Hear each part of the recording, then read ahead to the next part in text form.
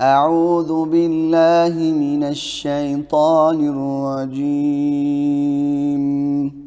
بسم الله الرحمن الرحيم.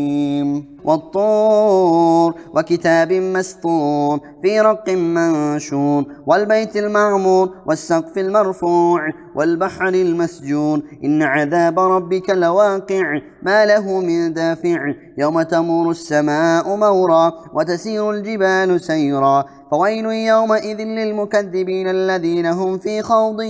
يلعبون يوم يدعون إلى نار جهنم دعا هذه النار التي كنتم بها تكذبون أفسحر هذا أم أنتم لا تبصرون اصلوها فاصبروا أو لا تصبروا سواء عليكم إنما تجزون ما كنتم تعملون إن المتقين في جنات وعيون فاكهين بما آتاهم ربهم ووقاهم عذاب الجحيم كلوا واشربوا هنيئا بما كنتم تعملون متكئين على سرر مصفوفة وزوجناهم بحور عين والذين آمنوا واتبعتهم ذريتهم بإيمان ألحقنا بهم ذريتهم وما ألتناهم من عملهم من شيء كل امرئ بما كسب رهين وأمددناهم بفاكهة ولحم مما يشتهون يتنازعون فيها كأسا لا لغو فيها ولا تأثيم ويطوف عليهم غلمان لهم كأنهم لؤلؤ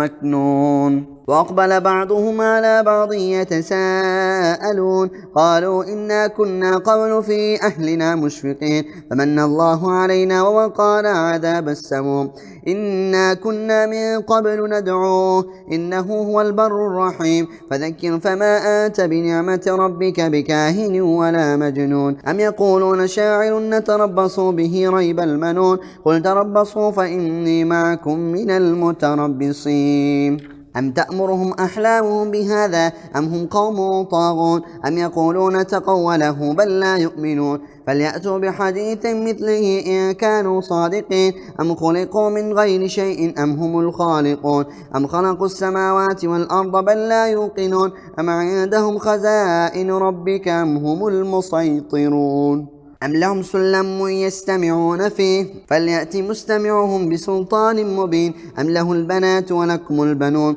أم تسألهم أجرا فهم من مغرم مثقلون أم عندهم الغيب فهم يكتبون أم يريدون كيدا فالذين كفروا هم المكيدون أم لهم إله غير الله سبحان الله عما يشركون وإن يروا كسفا من السماء ساقطا يقولوا سحاب مركوم فذرهم حتى يلاقوا يومهم الذي فيه يصعقون يوم لا يغني عنهم كيدهم شيئا ولا هم ينصرون وإن للذين ظلموا عذابا دون ذلك ولكن أكثرهم لا يعلمون واصبر لحكم ربك فإنك بأعيننا وسبح بحمد ربك حين تقوم ومن الليل فسبحه وإدبار النجوم